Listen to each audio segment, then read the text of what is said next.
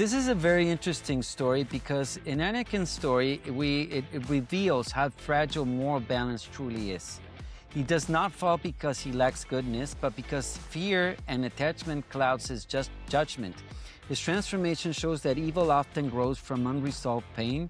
And in this segment, we invite the audience to reflect on how fear can distort even the best intentions and can set us in a path that if we're not really open and sometimes, we humble to hearing God's voice, we can go into a very dark and evil path. So what can you tell us about this choice, Margie, and the story in Anakin's life on his choice of embracing evil?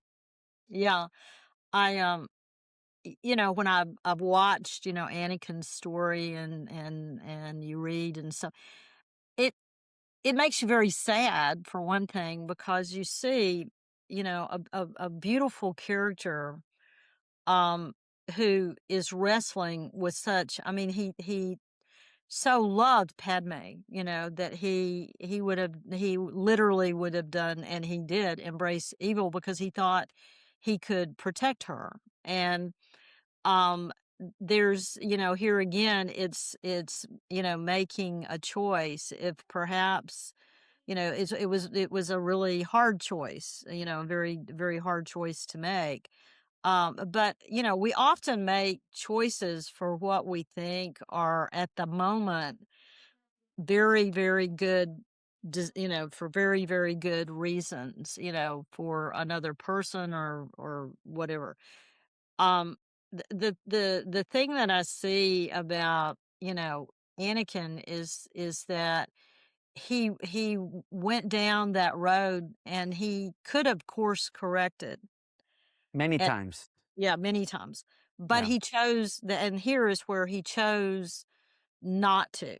Okay. And so a lot of sadness and evil and things happened because of it's like he got to a point and he couldn't he didn't he did not believe in redemption.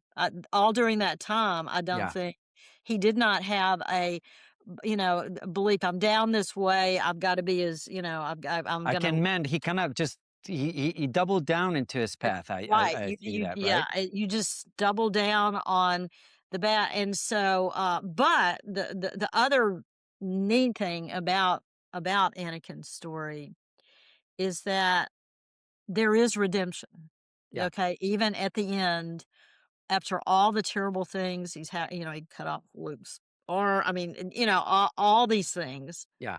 Yeah. Um, he he was redeemed in the end, into the eyes of his son, which was really, really important in the story to show that somebody that had, I mean, the only other person around that was was the emperor himself. Of course, he was unredeemable. He was the example of when something is totally unredeemable. But Anakin, as Darth Vader, was in the end, he was redeemable.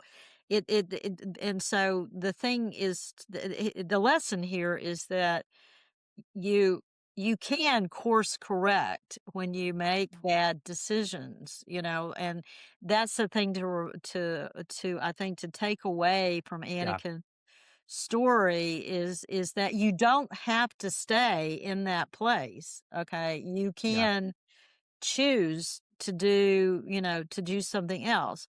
Sometimes when you choose to do something else, you may have to forfeit your maybe even your life or your comfort or your whatever.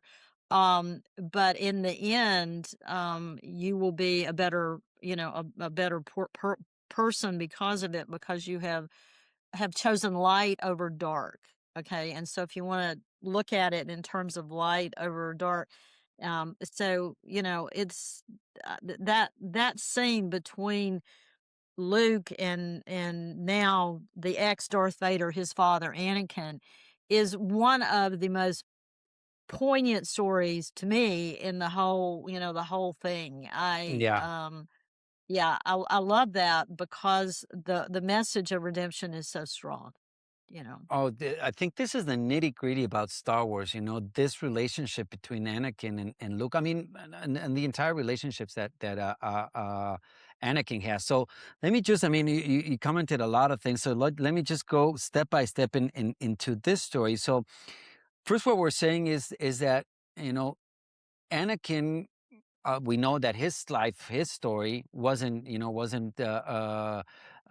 peachy and rosy. He was a slave. No. He was bound by that. He was rescued in a way by Qui-Gon Jinn, and he came into but he was broken. We know that he was broken inside, and suddenly he falls completely in love over Padme, and that becomes, he at first his everything was his mother, but then he has to substitute that, and Padme doesn't substitute, but she becomes that everything for him. So when we get this relationship, and suddenly he starts sensing that she might die, this is something that he cannot accept. So I see that this is something he starts to slowly deceive himself. And like this story, I'm going to tell you briefly. I think I've mentioned this before, but I once was in Texas, and I was listening to radio, and there was an interview with a guy that had been a prisoner of the Taliban, and they were interviewing him, and they asked him, so how was it when you were there that these people knew that they were doing evil, that they were evil? And his reply was, you'd be amazed at the capacity for the human brain to justify anything. So this is something in our lives that we have to be very wary of. Sometimes our desires are just, overpower our rationality. And in this sense, his desire to save Padme, just blinded him. And even though Yoda told him, if it is to be, you can't go beyond that. But then he gets this answer from the emperor. From that time, it was the chancellor, and Mhm. says, there's an alternative. She doesn't have to die, but you have to go and turn yourself and allow yourself to this darker force. So he kind of makes up his life. And like you're saying, he doubles down in that, and he goes down that path. And in every instance, he just doubles more, and he kills the younglings, and then he does this. And you get to his resume, and he does a lot of bad stuff. And what I like about the story of Anakin is that we first meet him as Darth Vader. Mhm. And you kind of think, oh, well, what would have happened in his life for him to be so evil? It was just an overpowering of evil and power, and he just wanted raw power. But in the end, it was out of love. He wanted to save Padme, maybe wrongly done so, but that was his motivation. So we see this evolution, but eventually, and after a long time, his son redeems him. And this is something I've heard about a lot of interviews from George Lucas, that it's our children that redeem us. So I like this, that in the end, and you can see, even Yoda, Obi-Wan is tell Luke, you're going to have to face Darth Vader, and you're going to have to kill him. But he's convinced that he doesn't have to kill him, that he is going to be able to switch him back to that redemption and that dark and that bright side.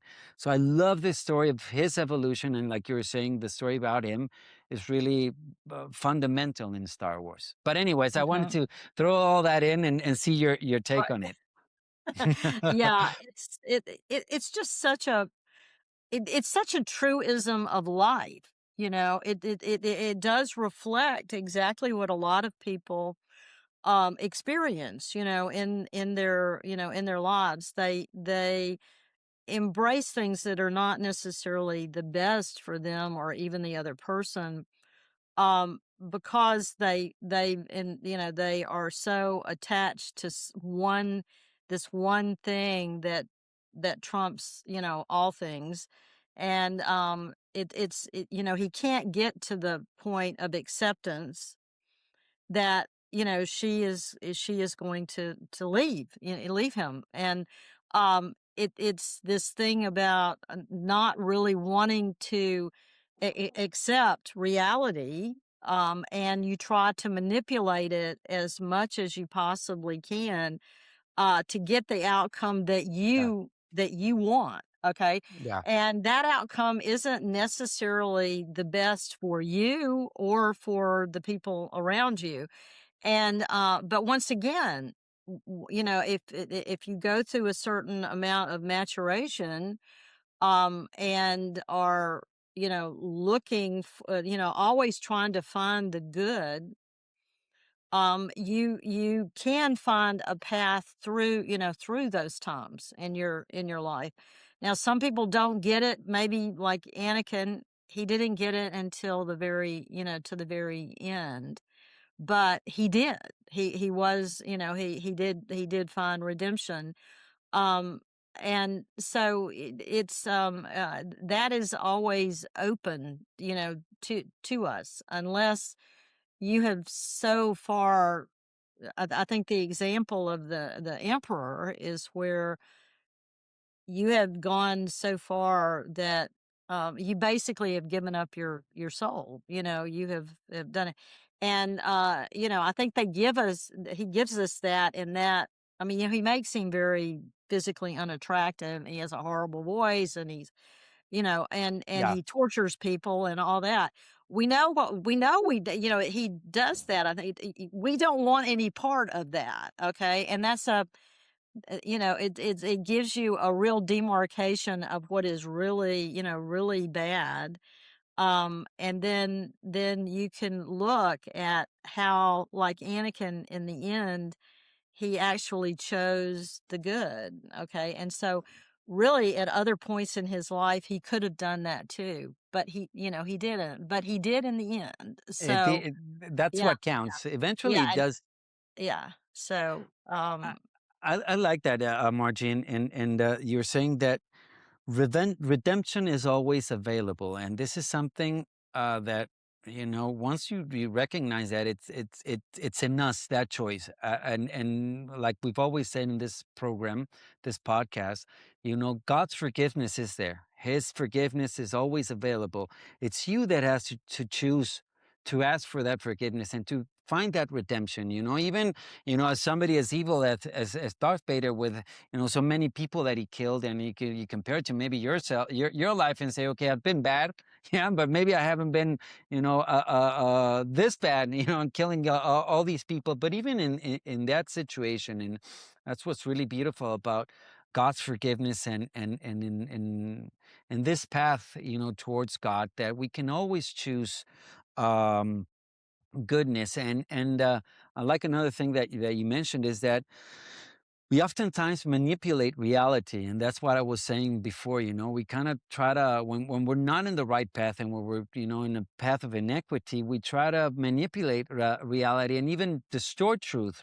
Is set. It's not a relative. It's a stated fact, and that's what really sets everything, and the patterns, and the sequence, and everything in the universe. So that's a little bit of what we talk about here in the divine within, and what the Rancher book tells us, that it's really um, our choice. It's really our decision to follow God's will. And God's will is for us to know Him and become perfect like He is perfect.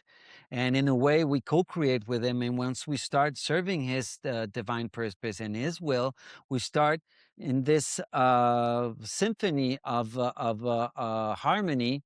And, we go, even if our life, it doesn't mean that everything is peachy and rosy, but throughout even our trials and tribulations, we come out victorious. So it's really important to see that we are allies with God and the universe in this path. And that's really something that I like about these stories, and where we can see that we become the hero, we engender that hero, right? well, the thing is to remember that, it's when you follow this path, it's not a guarantee. I mean, it's not an easy law. It's not a guarantee that you're going to, have an easy time. In fact, it's almost guaranteed that you're not. It's going to be the Okay, opposite. right? It's It'll going to be be the opposite, hard. because you're going to be given a lot of opportunity of growth. Okay, and you don't grow in an easy situation. It's like you don't, you have success, and that gives you confidence, but you really learn more from your mistakes, when you don't necessarily win. Then, because you go back and you go, well, what did I do, wrong? What would, not so much what I do wrong, but what would I have changed to get a better, outcome? Well, this is the whole thing about, about seeking the will of God. It's not a designed, thing that it's going to make your life easy. It's probably going to be harder. You're going to have more decisions, but the fruits of the spirit that you are going to learn from that are huge. Yes. Like I talked about joy over Christmas. That's one of the Yeah. fruits of the spirit. There, it's the peace, it's the love, it's all of those fruits of the spirit. But you don't do that. You don't develop that through like just sailing through an easy. I mean, life. We all think, in our mind, I'll win the lottery and I'll have a totally easy life. That's It that's might be not. it might be a burden actually if Yeah, you win the right, lottery. yeah, I mean, it might well be a burden, and the other thing is to remember that when you're seeking to do that is that there's a statement in the arrangement that you have a duty, and your duty is service, service, service, and more service to your fellows, to your family, to your friends, to your fellow man.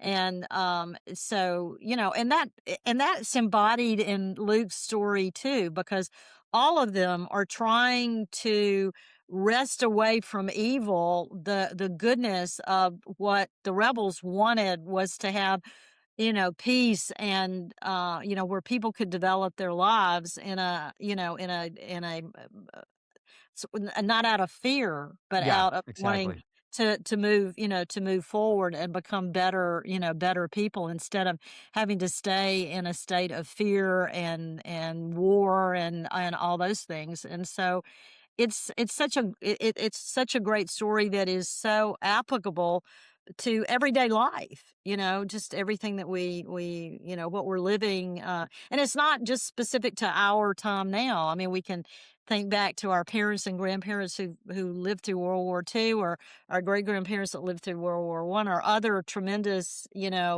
things, these happen in society. And you can identify them, but then you can also identify the good that came out of them. So, Yeah, yeah, definitely. And now you were mentioning about the different situations, and the story of my grandmother. She was 17 years old, and she was born in Africa. She was in a French colony in Algeria. My grandfather was an American GI that met her there, and you kind of go back to that time. She was 17. She got married. His husband, my grandfather, kept on in the war, from Africa to Europe, and he sent her back to the U.S. and then Mexico in a boat, back in that time. And it's not that long ago, but just imagine those mm, stories, and the things that you have to go through, and it's everyday life. And when you look at your life, and maybe you wouldn't recognize, or you wouldn't say, "Oh, I've lived a hero's journey," but you have definitely, just to be able to confront life and to come victorious out of life. That is really something, right. right? I mean, a 17-year-old young woman, meets the love of her life, and during war, in the midst of a war, okay? And I mean, she had her own hero's journey, okay, just as your Yeah, grandfather did, And it's, you can I bet 99% of the people that hopefully will look at this podcast will identify these things in their own families,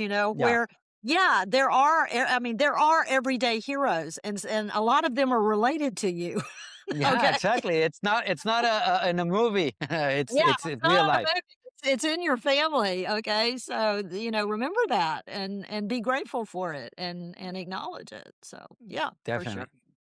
On the Divine Within podcast, we'll share real conversations to help you find a personal connection with God. My goal is to support your faith, growth, and journey toward discovering the divine within yourself. Join us to deepen your faith and spiritual journey.